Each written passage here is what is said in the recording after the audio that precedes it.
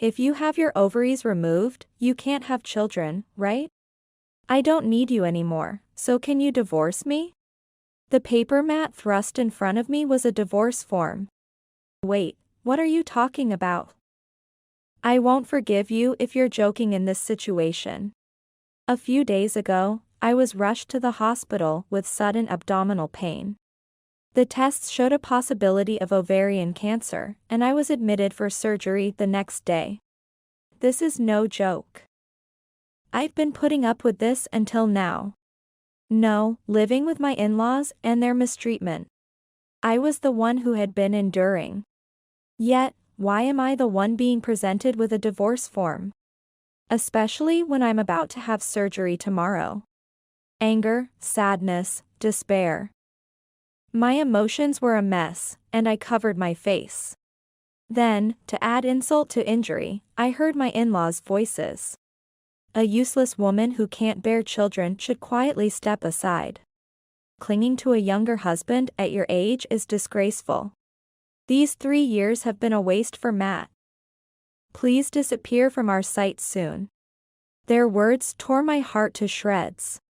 I bit my lip to stop myself from crying and, with great effort, held my shaking right hand with my left as I scribbled my name. Good, now you and I are strangers. Saying this, Matt put the divorce form in his inner pocket. As he was leaving, Matt said, "Actually, there's a nice girl at my workplace recently. She's young, cute, and healthy." I made the right choice not to inherit an ugly and old gene. I was speechless at his cruel words. I was at my lowest, but I never imagined what would happen when I met Matt again 3 years later. My name is Sarah Brown. I married Matt, who is 2 years younger than me, 2 years ago. I met Matt at work when I was 38, and after his persistent pursuit, we got married. I had given up on marriage, but there are plenty of younger women out there. I like someone independent and calm like you, Sarah. I'm 38, and I might not be able to have children. I don't want children, I just want to be with you, Sarah. No matter what I said, Matt insisted. My marriage partner can only be you, Sarah. I eventually gave in and presented him with one condition for marriage. Just promise me one thing. I'm not so desperate to have children at an older age. Let's not force ourselves to have children. Children are blessings. Matt agreed to this condition, and we got married. Matt, who had always lived at his parents' home, insisted on living there even after marriage. I'm an only child, and I think I'll have to take care of my parents eventually. So, could we live with my parents from the start? Though the thought of living with strangers at this age was daunting. He had chosen to marry me, a leftover. With that thought, I agreed to live with my in-laws, Kevin and Rachel.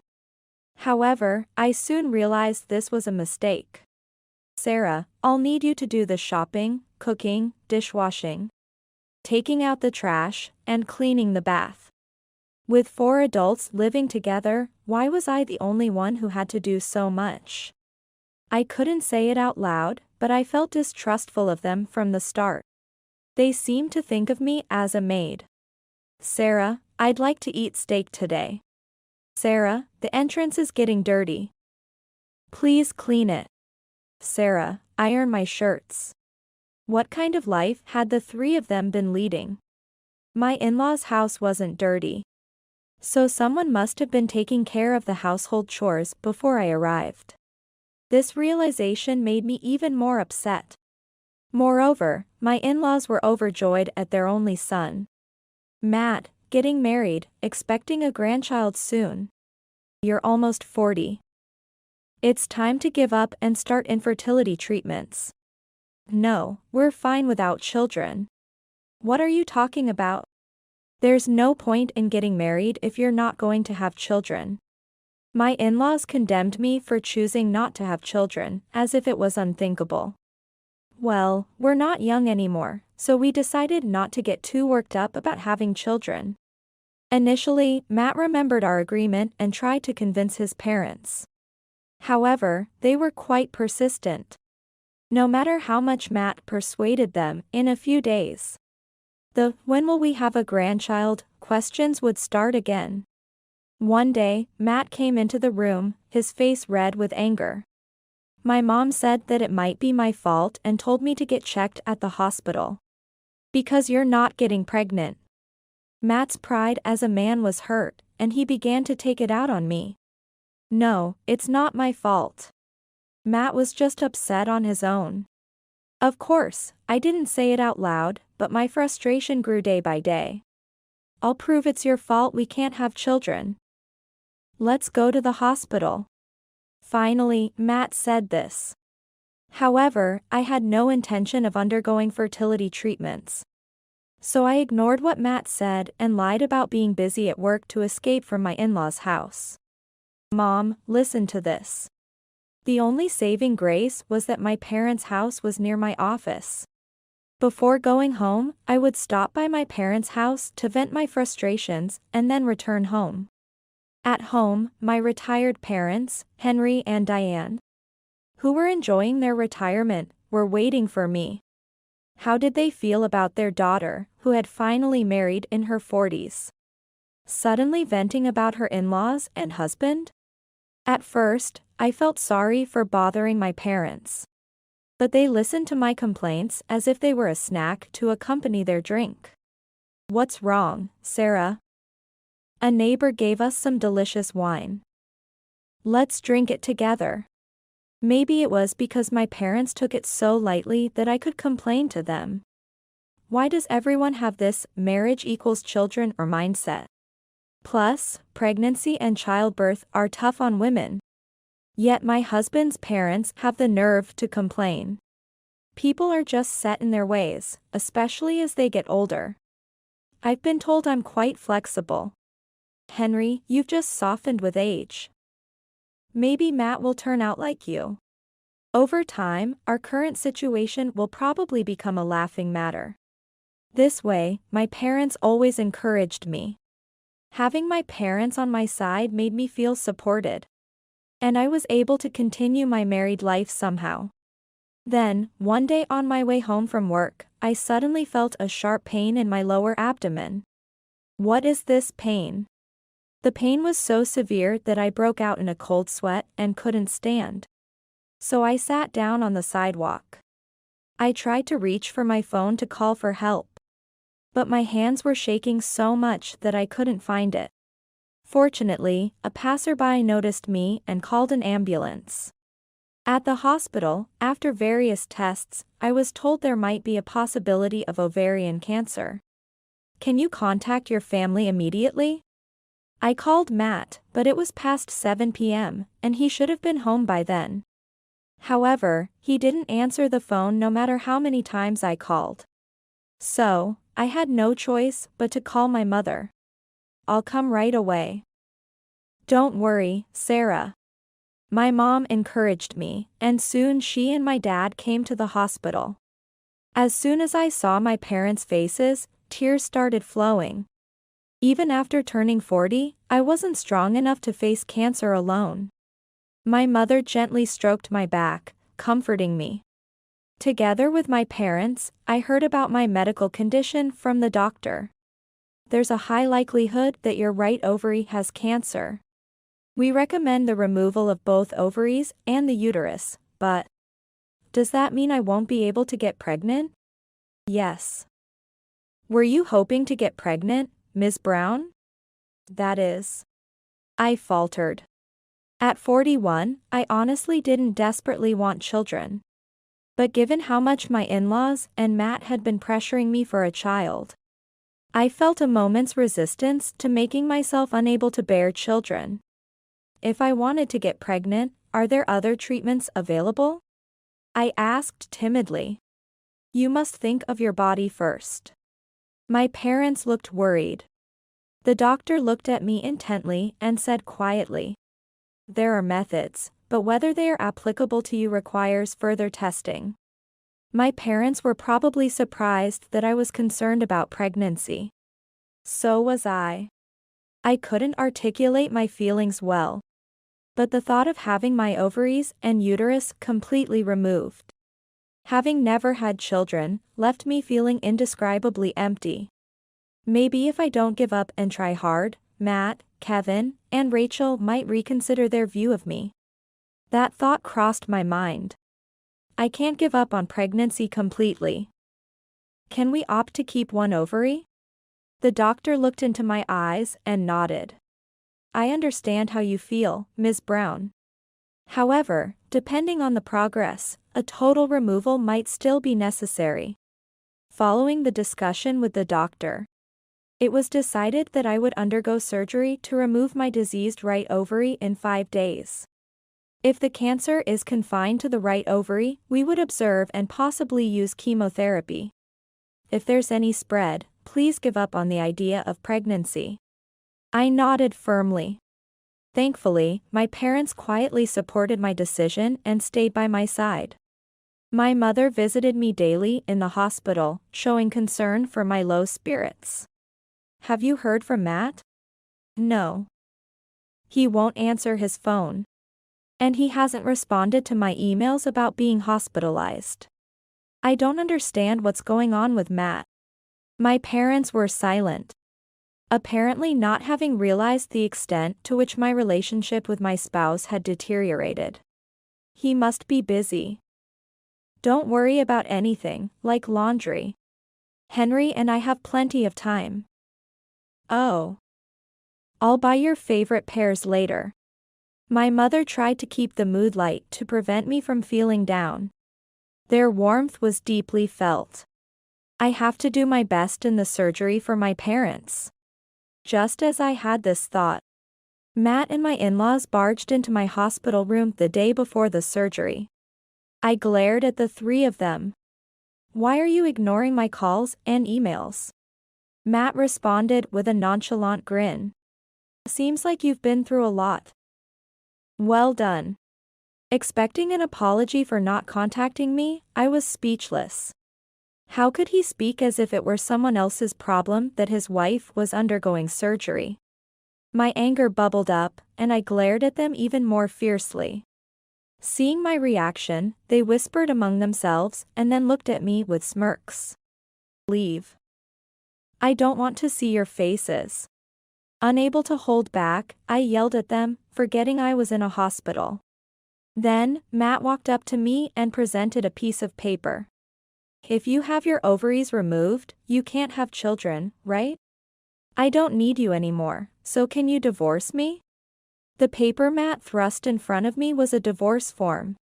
Wait, what are you talking about? I won't forgive you if you're joking in this situation. This is no joke. I've been putting up with this until now. No, it was me who had been enduring all this time.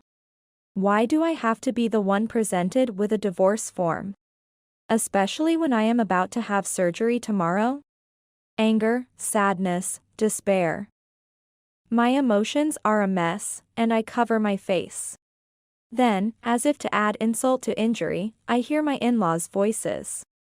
A useless woman who can't bear children should quietly step aside. Clinging to a younger husband at your age is disgraceful. These 3 years have been a waste for Matt. Please disappear from our sight soon.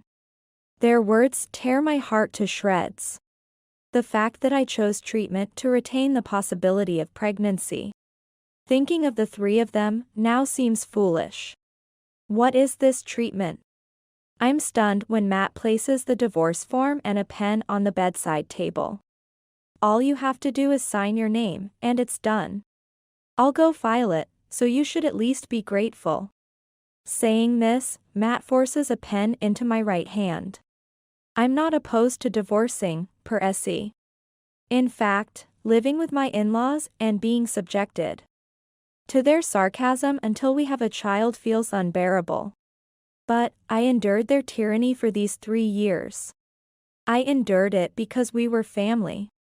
They must have seen me as nothing more than a childbearing machine. My resentment towards the 3 of them, who wouldn't even offer me a shred of support as I faced surgery for cancer, was profound. I bite my lip to hold back tears and, with great effort, steady my trembling right hand with my left to scribble my name. Good, now you and I are complete strangers. Saying this, Matt puts the divorce form in his inner pocket. The three of them, looking satisfied, leave the hospital room. At the last moment, Matt turns back to say, "Actually, there's a nice girl at my workplace recently. She's young, cute, and healthy. She has nothing in common with you." I made the right choice not to inherit an ugly and old gene. As I glare at Matt, he mockingly says, glad to be divorced from the old hag, and leaves. In the now quiet hospital room, only the sound of my sniffles can be heard.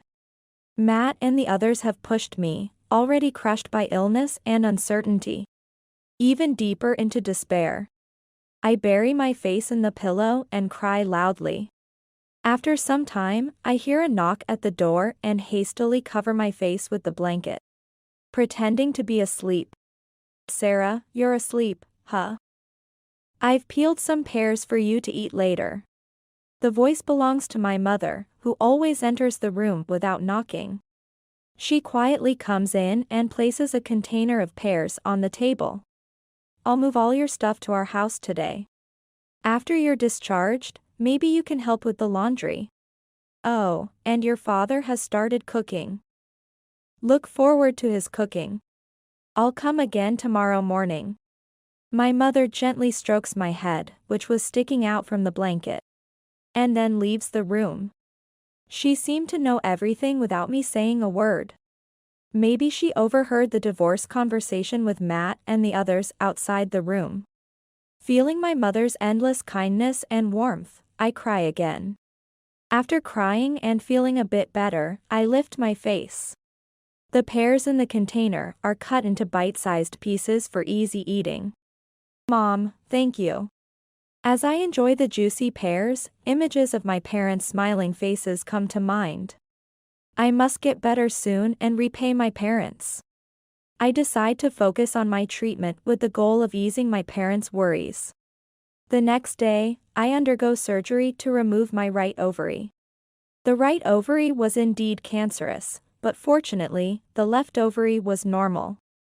I am to undergo chemotherapy to target any unseen cancer cells. The first round of chemotherapy was tough due to side effects and not being a good match for the medication. I couldn't eat, and I could see myself losing hair and becoming increasingly frail. However, my parents always encouraged me by my side. "Last night, I saw your favorite meteor shower. I found 5 shooting stars and made wishes on them, so you're definitely going to get better." The fact that my father, who supposedly had no interest in meteor showers, stayed up late to watch the sky made me feel his love and the warmth of family anew. Thanks to them, I was able to maintain a strong will to fight for them. After 6 months in the hospital, I switched to outpatient treatment. If no one uses it, it quickly gathers dust. It's a relief that Sarah is coming back to help. My parents didn't ask about the divorce. They naturally took me back to our family home as if it was the most normal thing in the world. I couldn't immediately return to society, so I spent some time recuperating at home. Supported by my parents, I gradually began to regain my former self. Then, as the second year after my surgery dawned, I had always spent Christmas holidays doing nothing until my illness. But having experienced cancer, I made sure to lead a healthy, regular life at all times. That was a good workout. As usual, after finishing my morning walk and about to enter the house, the mailman arrived and handed me the Christmas cards. Flipping through them, I saw one with a baby's photo. The card was addressed to Matt. While I was battling my illness, Matt, who had left me, seemed to have found happiness on his own and even fulfilled his parents' wish by having a child. What did he want by letting me know this fact? Seeing the Christmas card didn't make me feel good, but Matt was already a stranger to me. There's no need to waste my nerves on a stranger. I decided to move on. Also, if my parents found this card, it would undoubtedly upset them. Thinking this, as soon as I entered the house, I tore up the Christmas card and threw it in the trash, making sure my parents would never know.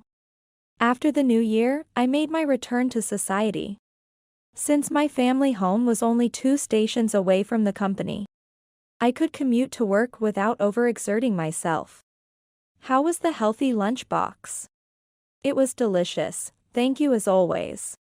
Every day, my father prepared a nutritionally balanced lunchbox for me, going to work. My father, who never cooked when I lived at home, making lunchboxes. I was deeply moved. Dad, you're really good at cooking. Could you always cook? Whispering to my mother, she shook her head. Henry got all excited, saying, I'll make Sarah's lunchbox. He has significantly improved his cooking skills over the past few months. Seeing my father humming while packing the lunchbox, I could tell he was genuinely happy that I was in good spirits. No matter how old their children get, parents give their unconditional love in this way. I wished to become a parent who could give unconditional love like my dad and mom. I found myself smiling vaguely at the thought. Having only one ovary left, unfortunately, it wasn't necessary for me, a single woman. But I have to stay healthy for my parents. And one day, I'll definitely repay them. That was what I firmly decided. Since then, I had been living healthy and tranquil days, but one day, Matt and my in-laws suddenly appeared in front of me. They were waiting for me to return from work in front of my parents' house. Sarah. When Matt spotted me, he murmured my name. And the 3 of them knelt down without regard for the eyes around them. I was wrong, please let's start over. What is he saying now? Especially since Matt already has a child. Furious at the irresponsible Matt and my in-laws, who followed him and kneeled down together like they were nothing more than hangers-on. As I glared at them in silence, Matt began to speak bit by bit. I was deceived. According to Matt, he married the young woman from his workplace immediately after our divorce because she was already pregnant. I was furious to learn he had been unfaithful while we were still married, even though it was too late. Following the birth of their son, as shown in the Christmas card, he believed he was leading a blissful life. However, it turned out his current wife had another man on the side, discovered when Matt, suspicious of her always stepping outside to take calls and never leaving her smartphone unattended, resolutely hired a detective. Shockingly, the son he believed was his turned out to be the child of his wife's affair. When confronted, his wife admitted to the affair and the child's paternity nonchalantly. She then brazenly said, "Of course, I prefer my boyfriend's genes over those of an ugly old man like you." Sounds like a familiar line. Hearing this, Matt hung his head. "I'm truly sorry. I finally understand how much wrong we did to you." Following Matt, his parents also apologized. "I won't say anything about children anymore, so can you come back and live with me?" As you can see, my parents are also regretful. What audacious people they are. After all they've done, I couldn't fathom the nerve of these 3 showing up in front of me. And I had no intention of engaging in conversation. Just then, my parents and a man emerged from the house. Having heard the commotion at the entrance. "Guests? What are you people doing here?" My mother, seeing Matt and his parents kneeling in front of me, screamed in disbelief. The man behind my parents was initially surprised by my mother's reaction. But then, realizing the situation, quickly came to my side. "Please stay away from my wife." He stood in front of Matt and his parents, protecting me. Matt and his parents were dumbfounded. "Your wife? What do you mean, Sarah? This has to be a joke." Why would he think it's a joke? I seized the moment to counter. "Sorry, but I married him." Thanks to you initiating the divorce that time. I found someone who loves me for who I am, not just as a childbearing machine. I tightly clasped the arm of the man beside me, showing him off to Matt and his parents. He was a colleague from work who had taken over my duties while I was off, and after returning, he helped ensure I didn't overexert myself. Gradually, the time I spent with him grew longer. Being with Sarah, I've learned to appreciate the small joys in life. Please marry me. He had proposed, accepting me completely, and we registered our marriage 6 months ago. Wait, is that a maternity mark on your bag? That's when my mother-in-law noticed the maternity mark on my bag and screamed. Matt, seeing the maternity mark, furrowed his brows and glared at me intensely. You said you were getting your ovaries removed. Did you lie to me? Lying is the lowest of the low. Enjoying playing the tragic heroine, are you? As before, my in-laws joined in complaining. You're the ones who unilaterally pushed for divorce without listening to me. You wanted children so badly. Yet you wouldn't even listen when I chose to keep one ovary in the slight chance that I could get pregnant, would you? Recalling the situation, I was boiling with anger. Sensing my fury, my husband soothed my back to calm me. My wife has endured harsh chemotherapy and is still fighting hard with her remaining ovary. Please stay away from my precious wife. If you break this promise, we will take legal action. Matt and his parents, intimidated by his authority, backed off without a word. Came here thinking of taking care of you as a maid in our house. Since you're single, well, struggle with high-risk pregnancy if you want. Matt left with his parents in defeat. My parents rushed to me. Sarah, are you okay? Really? If they show up again, I won't let them off. Seeing the pain I went through, my parents' faces were filled with anger. I will always protect Sarah. Please don't worry, Diane and Henry. His strong words finally eased me and my parents. Later, my mother heard from somewhere that Matt had forced his new wife to live with his parents just like me. Listening to Matt's story, one might think they were splendidly deceived by the new wife. But that wasn't entirely true. They had disregarded me because I couldn't get pregnant, assuming the new pregnant wife would be treated kindly. However, that wasn't the case at all. They didn't care for her well-being, made her do housework, and even carry heavy things without concern. Neighbors who saw her struggling with groceries for 4, despite her pregnant belly, were so worried they helped her carry her bags. Of course, the woman who had an affair with Matt before our marriage, deceiving him and his parents by having another man's child, was also in the wrong. However, no one could sympathize with Matt and his parents, who had exploited her to the extent that she felt no guilt. Matt and his parents, who twice made their spouses live with them, treating them like maids and then divorcing them shortly after.